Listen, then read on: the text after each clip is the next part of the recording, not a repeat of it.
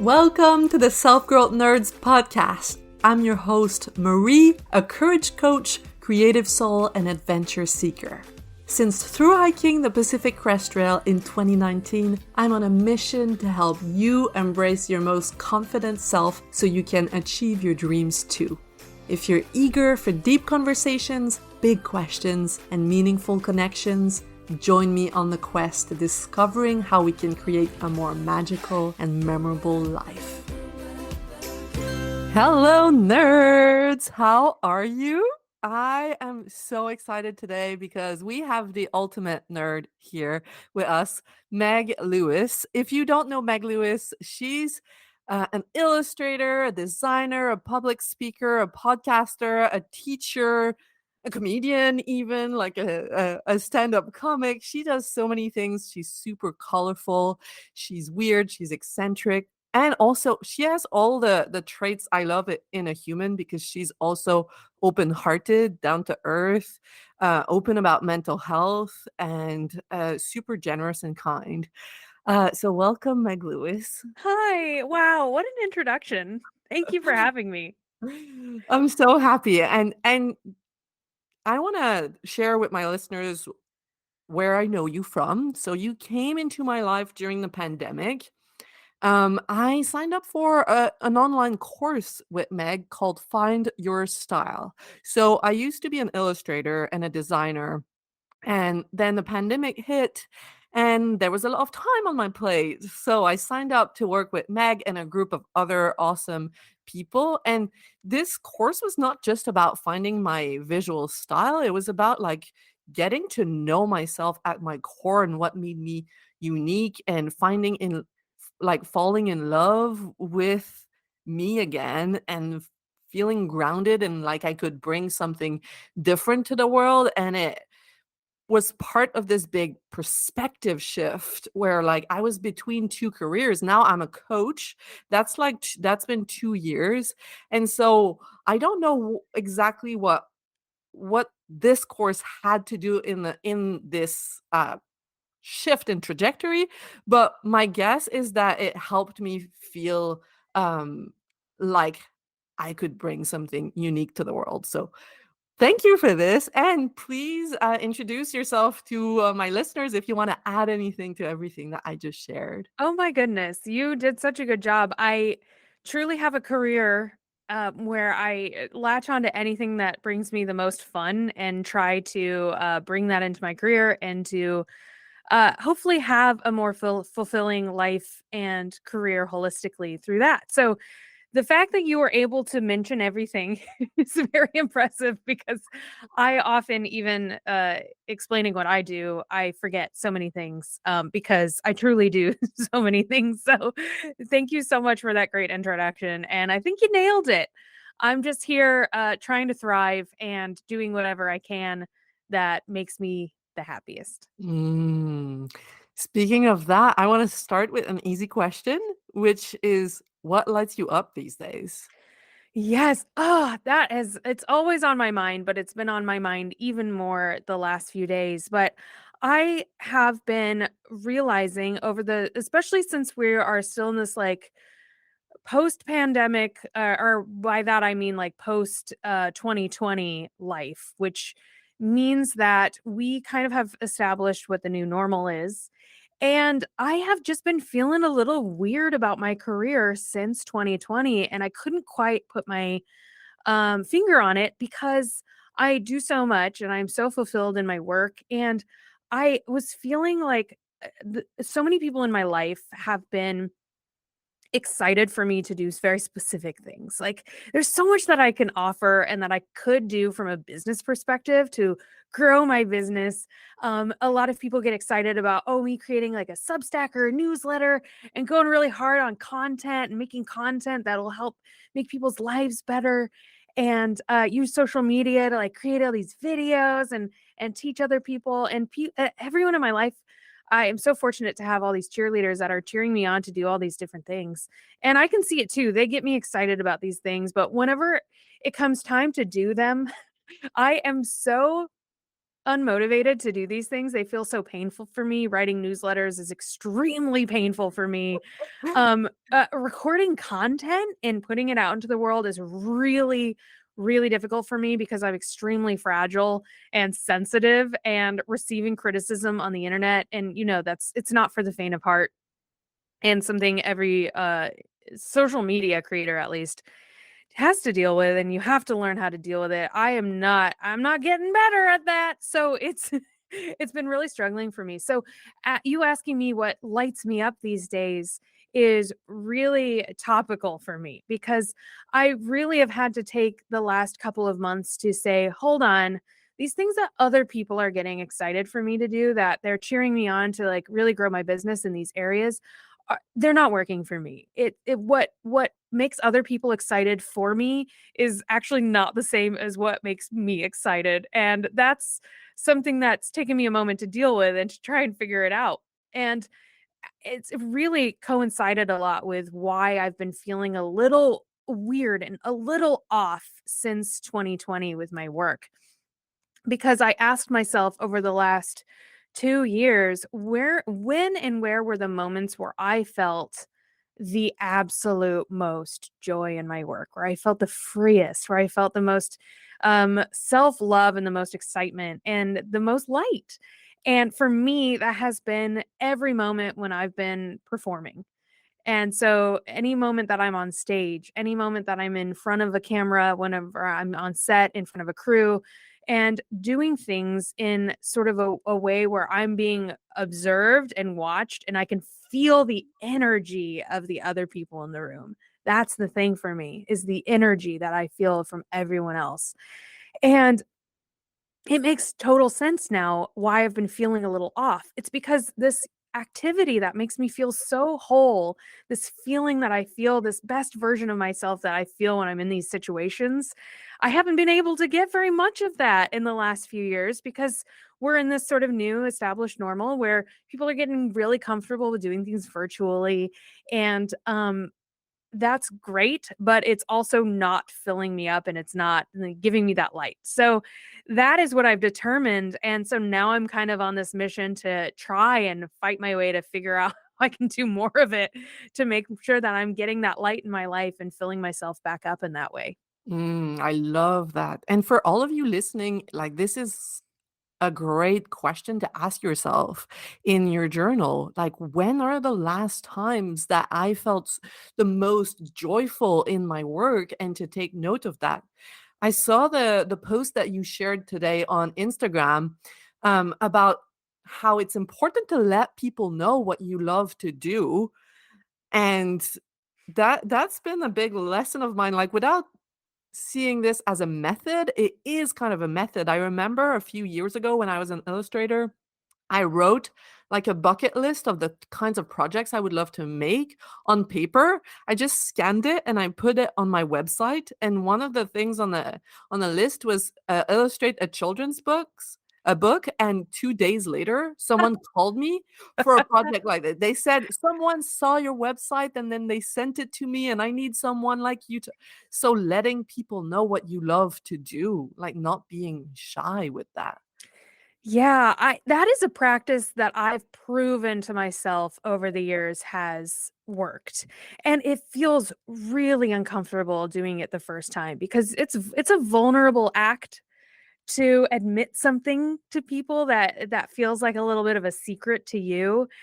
But if you think about it, how else are you going to get work in these spaces? Because otherwise, especially when you're self-employed, you have to just wait around and wait for somebody to just believe in you and give you an opportunity, even though you don't have any proof that you can do this thing. And for me, the only way that I can do something new that I'm really excited to do, or do more of what I love doing the most, is by sharing with the world that information. So that way it's in people's minds, it's on their radar. And even through me sharing a little bit about that today and talking about this, I got a couple of people reach out to me and say like, "Hey, we actually have something that we think you'd be perfect for." And it's amazing how well it it actually works. But it It also seems just, too obvious almost. yeah, it is. Yeah, absolutely. It just feels so uncomfortable because it feels like we're asking for help in a way. It's a vulnerable act and it's an uncomfortable act to do. But once you start getting used to it, I now it doesn't feel like that for me at all. I just feel like I'm letting all my friends in on where I'm at, and it's something exciting for me, and it's the best way for me to actually get more of what I really enjoy doing. Mhm. What do you mean when you say, like, it's challenging to share what feels like a secret to me? Yeah. Well, I think that vulnerability, especially when it comes to work, is something that we are all pretty uncomfortable with just because we were taught when we were younger that we need to remain professional and the idea of what professionalism means. And a lot of that is just pretending like you really know what you're Yeah. doing, put your head down, act like you belong, suffer your way through it, push through, just say, "Yes, I can do that, no problem," and don't let anybody in on the fact that you don't know what you're doing. And so this idea of professionalism also tells us that we should um, conceal our most vulnerable parts of ourselves in a professional setting. And Mhm. so that we should always act like we're the most perfect, polished versions of who we are when it comes to our careers, and that has been the opposite of the truth for me. The more that I am vulnerable and honest with people, the more that I get to actually sort of steer which direction I'm going in, because my I found through proof of doing this more and more is that the more that I'm vulnerable with people, the more information that they have about who I am, what I'm about, what I'm interested in doing, and it also makes other people feel really comfortable to be vulnerable in front of me too, which is a world that I'd rather live in than all of us just pretending to be a professional version of ourselves all the time, but internally struggling with a lot of things. Yeah. Oh my god, I have so many questions. Like, one of them is, as you've gained more success and worked with bigger brands, has it been a challenge for you to keep, remaining true to yourself versus like, "Oh, I am working with this brand, so I should be quote unquote professional." That's a valid question, and the answer is no. Oh, I love I that. I because love I've that. I've made my vulnerability and my personality and who I am at my core, diarrhea and all, that has been such a part of who I am professionally that at the beginning, a lot of people said, "Meg, you can't talk about this stuff. It's not appropriate. And it's not what other people are doing. It's not what you're supposed to be doing. You're going to scare away a lot of people." And I found that yes, that is true in many ways. I am scaring away a lot of people, but all of those people that I'm scaring away are the type of people that isn't the right fit anyway.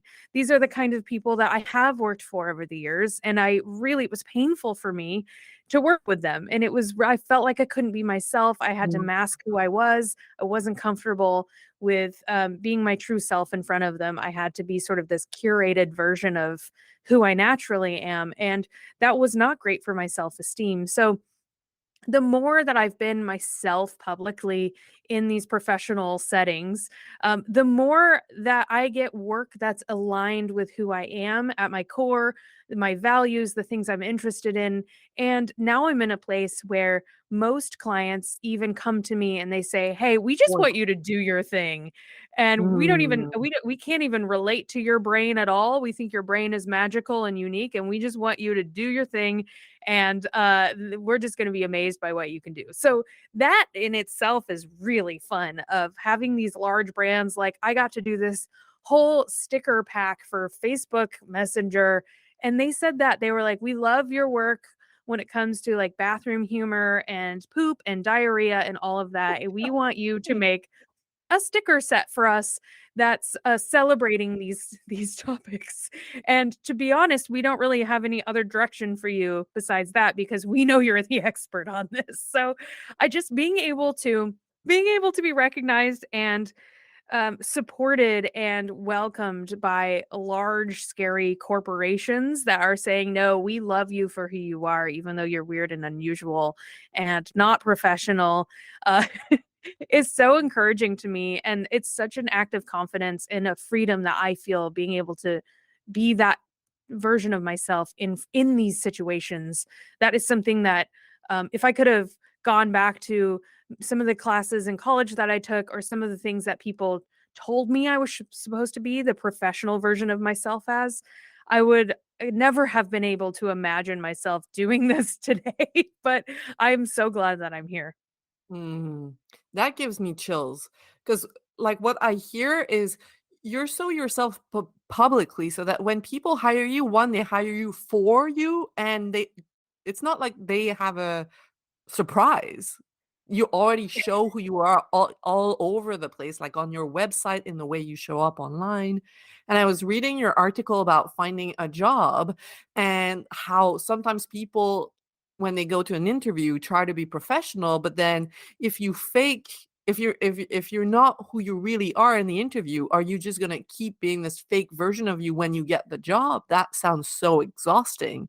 So might as well just be you ahead of time, and then it might be more challenging. It might seem more challenging, but then when you have a perfect match, it's going to be a place or a client that you can be free to be yourself with. Exactly, and we all deserve that. Every Yeah. person deserves to have a work environment where they feel safe enough to be themselves. And I know for a variety of reasons people have to mask who they are, sometimes for their physical safety, but we don't deserve that, and Mhm. I'm happy to be a person that is setting a safe space through example for other people of me just being myself very openly, so that way I'm creating an environment and a community of my own of people that now feel a little bit safer to do that for themselves. Yeah. Yeah, I've heard the word expander. Like you were an expander for me. You still are, like giving us permission. She does it, so I can do it, like leading the path. And it's funny that you brought diarrhea because that was one of my questions. And I want to share that. So back in 2019, I through hiked the Pacific Crest Trail. It's a 6-month hike that goes all across the United States. And what was funny to me is, so you poop in the woods for 6 months, and Mm. people out there talk about the texture of their poop before they talk about what they do for work. And it's amazing how it brings you, like, closer together. And, like, you want people like this who care about, like, all kinds of facets of you, not just what you do for work or what you've accomplished. So, yeah. Yeah, Um, I think if you have the ability to remove the concept of work-life balance from your life, this sounds bad, but just hold on for a second. If you have the ability to remove that notion from your life, it's really magical. Because if you can blend what brings you the most joy, your magic, the uniqueness of your personality, and bring that into your career and create a career that's based on something that only you could possibly do, because it's a blend of your skills, your personality, your interests, and everything combined with helping the world to be a better place. If you can blend those things together, all of a sudden you don't really need to feel that separation of work and life. I think we've been trained back in the good old days. I'm rolling my eyes, by the way, that we needed to have this separation between work and life because work was so draining and so separate from our personal life that we needed to end our workday and go home and take a deep breath and finally relax. mm, And in that state, we're also working towards retirement. That's the goal, is to work really hard, keep your head down, work really hard until someday you can retire and then finally be able to live the life you wanted to. And I just think that is so sad, and no person deserves that. And I think we're kind of getting in a collective mindset where people are realizing this slowly. And I think that there's a lot of reasons why somebody might be in survival state where they just really need to establish a baseline of to being able to support and create a lifestyle they need to live in order to support them and or their dependence. But what I want is to get everybody to a place where they're not just surviving, but they are thriving. And I think a good way for people to get, once they've gotten to survival mode, move on to thrival mode is by trying to figure out what you uniquely can offer the world that truly no one else can, and give that to the world, because I do believe that every single human is capable of doing something that no one else possibly at all could. Mhm. And Meg has lots of resources on her website to dig into you and to learn about what you can bring to the world. So definitely going to add the link to your website so people can go check that out. So you're telling us about where you are now, but I wonder what you had to overcome in order to get to a place where you feel comfortable talking about poop online. Like, Yeah. what have been those obstacles? You know, I would say that I've dealt with the same thing that most humans deal with, where I was taught that all of the things about me that make me different or unique are wrong, are bad things. All of the things about my personality that are not the traits that someone that looks like me should have. And so I spent many, many years of my life and beginning of my career pretending to be the version of me that I thought the world expected me to be and wanted me Mm, to be, and feeling terrible about my personality and my body. And what happened, this catalyst for change was that I finally started to overcome small things in that regard. I think the first thing I ever did that was really helpful for me was start taking some dance classes as an adult. I was so uncomfortable with myself that I would never ever dance in front of anyone else. And that's such a small example that I of something that I know a lot of us deal with, is the insecurity of letting go and dancing in a public space.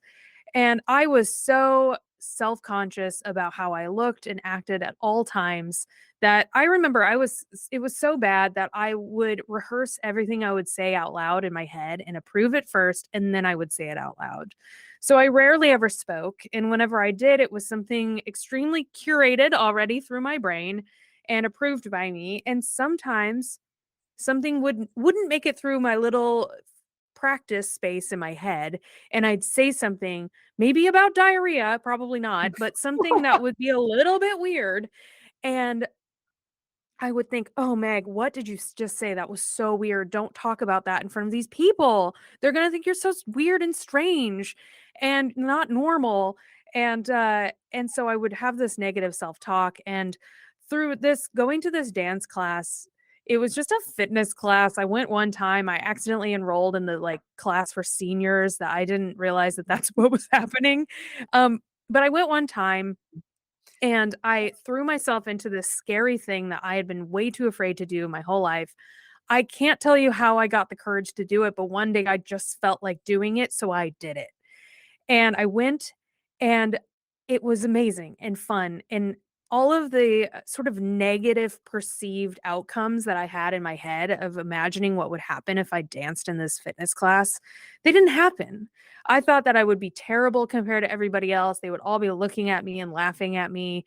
And of course, I got to this class, I did it, and everyone had, like, just ignored me. They were focusing on themselves, of course, and compared to all of these, 65 plus people of this class, I was doing okay. And so all of these things that I thought would happen, these bad things, didn't happen. So it proved to my brain just one little time that maybe what I'm perceiving as the worst case scenario constantly with putting myself outside of my comfort zone and being who I wanted to be, maybe if I do this a little bit more and more, maybe I'll continue to prove to myself that it's not going to be so bad after all. And so, just very slowly, over the course of years, I started to let my real self, all these things that I wanted to do but was too afraid to do, I let myself come out a little bit more and more and more.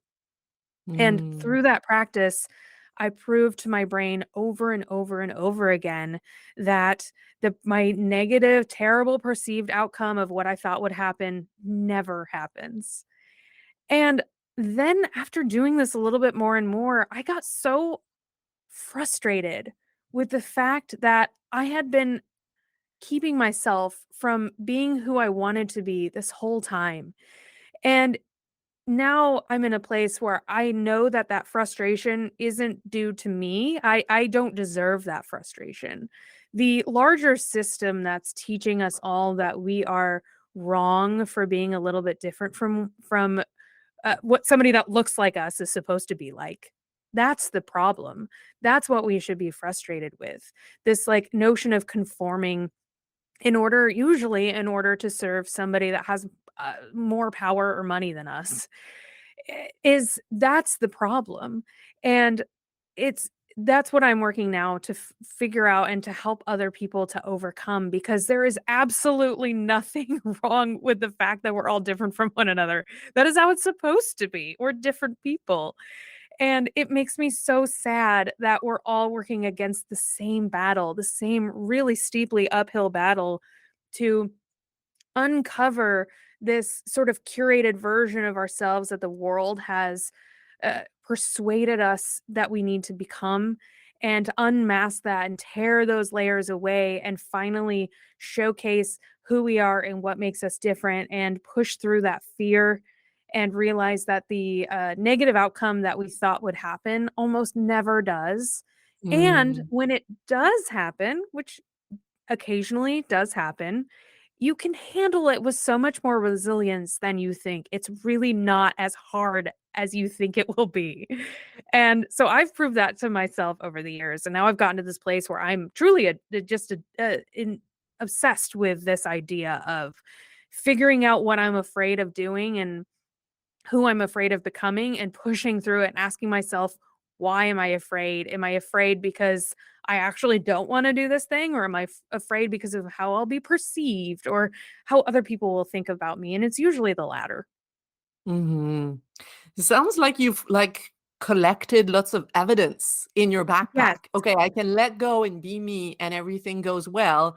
And the more evidence you had in your backpack, the bigger the challenges or the things you would try.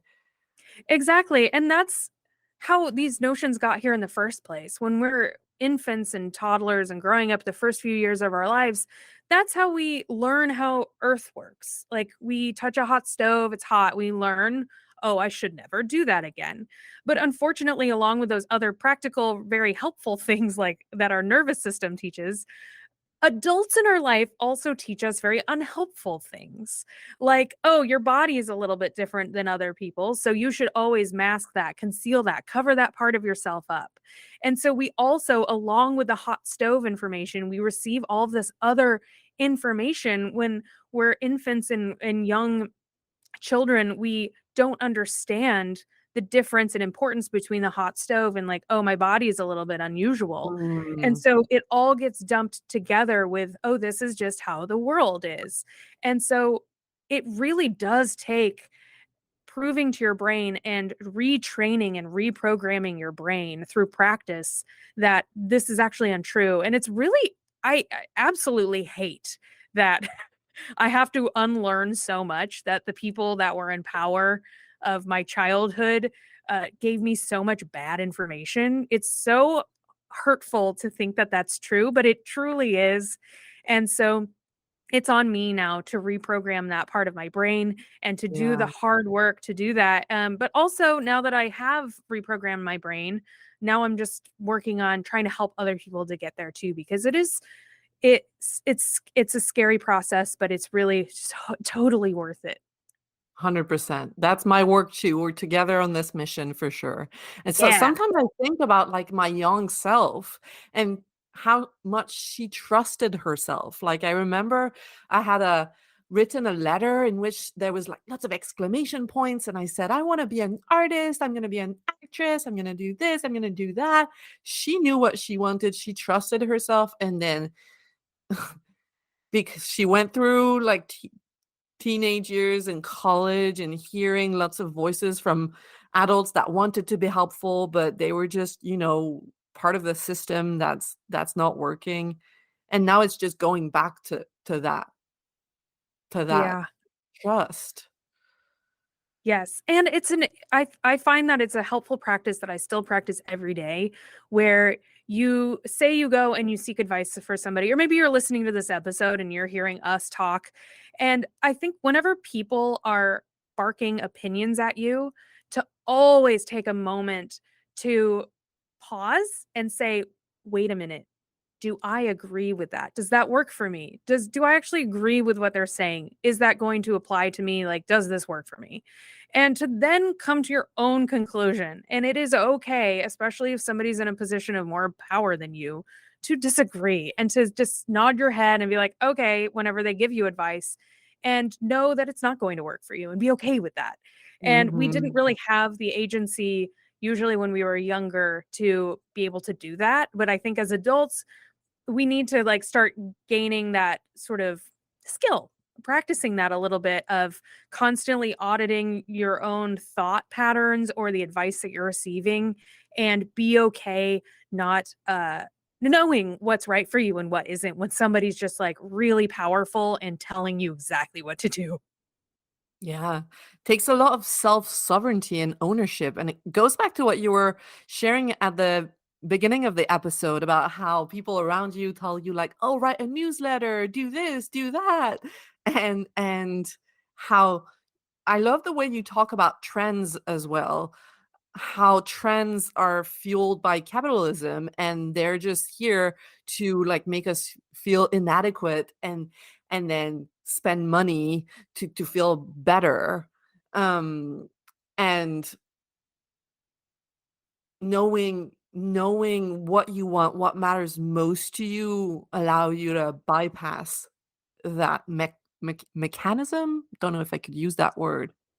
Yeah, I think so. And yes, that is a similar practice of knowing that, just being aware enough that a lot of the stuff that comes at us every day is serving a larger thing that's bigger than all of us, Mhm. that is designed to make us feel less than as our natural selves. And that's really painful. I think this is a truth that's extremely painful in the fact that most people don't want to see the truth. So we all kind of just comply in the system and go along with it, because the truth is really heartbreaking and sad and scary. That all of these things that were designed to get us to just basically purchase more things to feel less than as our natural selves. Like we have to keep buying more things to keep up with trends and constantly reinvent ourselves. Where if you are able to get to a place where you know who you are and you know what's right for you, you can feel like you're a little bit more in power of the trends rather than the other way around. So now, Mhm. whenever new trends come out, sometimes I'm like, oh wow, that's so perfect for my style and that wasn't really accessible to me before. So I will take this part of this new trend and use the heck out of it for the rest of my life. Oh, yeah. Whereas sometimes other trends come through and I'm like, nope, that looks really good and I like how it looks on other people, but it's not right for me, and I can know that and not feel influenced by it and not feel like the pressure that I'm not good enough and I need to like be a part of that trend in order to be relevant. Yeah. It's not like a all or nothing thinking, like stop buying stuff and live super minimally. You don't have to live super, like I love having a bunch of colorful stuff. You obviously do. For those for people who you don't see Meg right now, but she has shelves behind her with lots of like strange objects. So it's not about like stop buying anything. It's about get what is in alignment with you and reduce the noise. Exactly. And I think that it's also a really great way to reduce waste and just also care more about the things that you own rather than that sort of cyclical cycle of, is saying cyclical cycle is probably redundant. The secular cyclical I would not even have a circle of life, noticed. of constantly like buying new things, then they go out of style. So you have to get rid of those things and you have to buy more things. Those things go out of style. You have to get new things. It's really helped me to treasure each item that I own because I know that it means something to me. It fits my style, which also my style as a whole means something so important to me. And so it helps me to love my items, my clothing items, my items in my home more than I have ever loved them before. And then also, again, it's not necessarily about just scrapping everything and living really minimally, because if a new trend comes out and there's something that fits my style, I'm like, "Ooh, yay, cool. I'll take this." And I'll Mhm. probably cherish it forever. And so it's a really, really great way for you to finally be in charge of what the world wants you to do, and like actually you get to choose. Yes. Be so much more intentional. Yes. Okay, I'm gonna take a bit of a left turn here. I wanna ask you a question. It's a personal, it's a question for me. Great.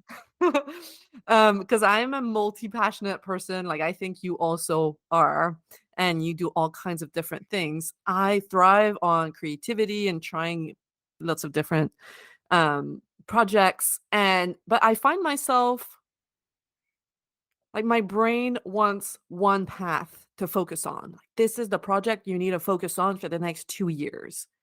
Mm. And I see you doing a bunch of different things, and I'm like, "Oh my god, yes, I want that." So how do you do it? I think a lot of my advice generally in many topics is you have to work with your personality and what your personality where it thrives. And part of my unique personality is that I love change. If I Mm, have to do something the same over and over again for more than just the smallest amount of time, I get so tired of it and I get so burnt out. And so I've learned that about myself. And so I've created a career work style that allows me to kind of shift between many things throughout the week and to have truly no day be the same as the day before. And that does not work for most people. Most people love repetition. They love knowing what their day is going to be like. They like having a routine. I do not. So I've designed my career to work really well for my personality. So I think it's important for me to not make other people feel like they need to have a career exactly like mine, because it is designed just for me. So, mhm. and that's the beauty of it, is I truly just want everybody to create a career that's designed just for them. But for you, if you are envious of somebody else that like has a bunch of variety, what I truly generally do is I follow what I'm the most excited about. And I find that whenever I'm really excited and really into something, I do it really fast because I'm like in the zone the whole time. I do it really fast. And then I can move on to the next thing that I'm really excited to do. And I have the longest list of things. And which makes it great, because if I, for example, have a client project that falls through and I'm like bummed about it, it's not a bummer because I can do something else on my long list of things I want to do. And so I get really excited about it. It's like, oh, that thing fell Mm. through. No problem. I'll just do this other thing instead. And that's really fun. I love doing it that way. And so I think if you sort of are envious or enjoying watching somebody that's doing a bunch of things and alternating between many things, I think it's fun to just follow your brain and what your brain is enjoying. And if you're anything like me and you just love so much some of these activities that you do, that you just love that feeling. I love that feeling so much when you are enjoying the thing you're working on so much that you almost forget to take care of yourself because you're, like, in there. I feel like most of my work is digital, so I always tell people that I, like, feel like I go inside my computer, like, I'm all the way in. I'm in there. I am, like, in the Illustrator file. I'm lost in there, and I had a therapist at one point tell me that that was mania, but I disagree. I think it's creative Flow. flow. Yeah. Yeah. I'm no longer with that therapist. Didn't get me. I was listening to a podcast yesterday. The person said she saw a therapist who told her that all the thoughts she had while she was PMS were truth, were her intuition speaking to her. Oh. Oh my god. I hate everyone when I'm PMS, Yeah. so she was like, Yeah, "I left right? that therapist." Yeah, That uh, what you're saying is so freaking validating to me, because In all honesty, I think I fall in the trap. I love change as well, and I think I fall in the trap of believing the message that I've been told by some business people, like that success is found in a very linear Mm, trajectory. Um, and that if I am someone who changes her mind, then I'm, like, irresponsible and I will fail. Like, that's messages that I've heard, and I think yeah. yeah. I think I'm so glad that you brought up the idea of success and failure because that is something that I think is my favorite topic right now because I have gotten to this place and we're coming back a little bit to survival and thrival where I am thriving and I have the exact lifestyle that I want to have. I have all of the things that I want. I don't want any more things. Reached survival. I was able to pay my rent and my bills and have the exact lifestyle that I want. And now I feel like I'm thriving because I have that. And all I'm trying to do right now is maintain it. And it was a really, really long process to get to the point to realize that my version of success just looks nothing like anybody else's version of success. I live in a rented apartment. It's not that nice. It's nice enough for me. I try to keep my bills as low as possible. I do not have much savings. I am just getting by and living the best life that I can, and I have the exact lifestyle I want. I get to travel occasionally, I get to hang out with my friends, I get to work out and do all the activities that make me feel whole, and to me, that is my version of success. And I think the version of success that the world, especially in this country, in the United States, they want me to have is more money and more things. They want me to have a larger home. They want me to own a home. They want me to have the biggest home possible. They want me to have the biggest, most expensive car possible. They want me to have all this stuff and all these things. And it took me so long. I even like at one point I bought a house because I thought that that's what I was supposed to want and I had the house and I was like, "This does not work for my lifestyle. I don't enjoy this at all." And so I realized in that moment, like, wait a minute, my version of what I find to be successful isn't what everybody else finds to be successful. I don't want to work that hard to make that much money. The things that I have to do in this life and with my career to make a ton of money, I don't want to do those things. And so it's been a really long, hard process to identify what my version of success is and realize that it's different from everybody else's and that's okay. And it's really hard to break free from that pressure of constantly feeling like I need to grow and improve and make more money and work harder and grow my business and just be comfortable with exactly what I have right now and saying, you know what, at this point in my life, I have everything that I want and I don't want anything else. And I'm just going to enjoy my life and enjoy my work and do what I can to sustain this for as long as I can. And at some point, my definition of success might change and I might change things when that happens. But for right now, my version of success just looks like exactly what I have, which is my delightful little apartment in Brooklyn with all my friends around me. And I get to Mm. pet lots of dogs on the street. And I feel so happy every day because I get to do all these activities that I love. And my career allows me to do this. And don't forget the amazing pillows you have on your sofa. Yeah. I love your pillows. Thank you. If I could insert an emoji here, it would be the emoji with the eyes full of tears and a little smile. Aw. I think this is a perfect ending, and before we say goodbye, I have 3 quick questions, like, what do they call it? Rapid fire? Yeah. Okay. So, Meg, what's a book that you have loved recently? Yes, I actually have it. It sounds like this was pre-planned, but I have it right here. It's right by me and I'm really enjoying it. It's called Inner Workout. It like just came out. It's somebody Taylor Elise Morrison, who I follow on Instagram on the internet, is amazing, and It's it's beautiful. this The design is yeah, it's beautiful. absolutely a beautiful book called Inner Workout. It's about strengthening self-care practices for healing body, mind, and soul, and it is so helpful and so nice, and it's just if you're a design lover like me, it's beautifully designed, and it's just like a book that I have been enjoying coming back to regularly, and it's teaching me a lot of tools, even though I feel like constantly I feel like I'm at the end of my journey, like I figured it all out. And then I read something like this and realize that I have not. So it's been wonderful and I Humbling. I absolutely love it. Oh, okay. So inner workout. Yes. Next question. What do you nerd out on these days? Oh, okay. So I really recently started working out like very regularly and specifically weightlifting. And so I who knew? I would love this so much. And I am deep in it and I am all about max gains.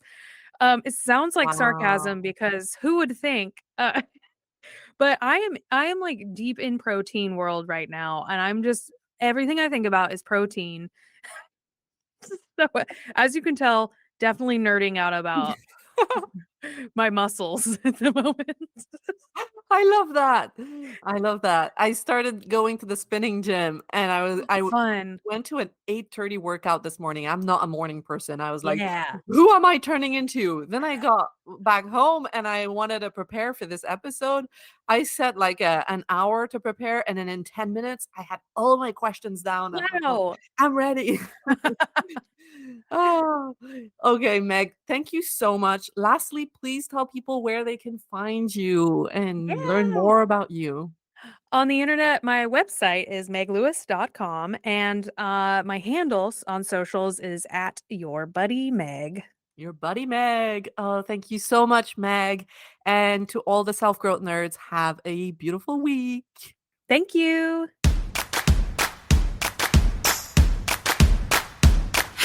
If you love what you're hearing on the Self Growth Nerds podcast and you want individual help finding a new direction for your life and developing the courage to make your dreams a reality, you have to check out how we can work together on selfgrowthnerds.com or message me on Instagram at selfgrowthnerds. My clients say they would have needed that support years ago. So if you're tired of feeling like you're wasting your life, don't wait. Get in touch now, and I cannot wait to meet you.